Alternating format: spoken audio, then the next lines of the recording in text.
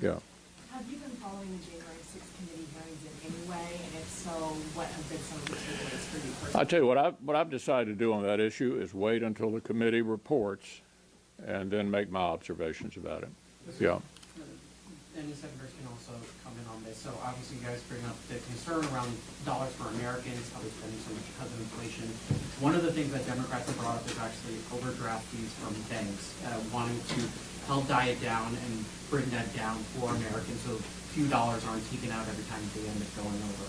Do Republicans agree on this stance? Do they think maybe it's time to do with? I don't have any observation about that. Anybody?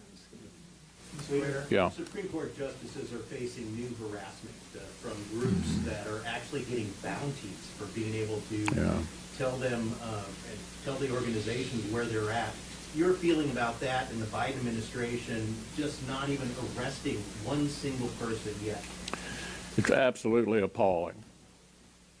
Appalling that even the president can't bring himself to focus on security for the Supreme Court and for our judiciary. It is currently against the law right now to picket in front of private homes of federal judges. We have been constantly communicating with the Attorney General saying, what about enforcing this law? In addition to that, the Chief Justice indicated to us a couple of months ago that he needed some enhancement of current law in order to provide security for the families of the Supreme Court. We passed it on a voice vote in the Senate. They sat on it for a month in the House. Look, the majority seems not to care about the independence of the Supreme Court and even the physical security of the Supreme Court. This is outrageous. It's a separate branch of government. They're entitled under the law, and because it's the right thing to do, to carry out their functions without being daily threatened.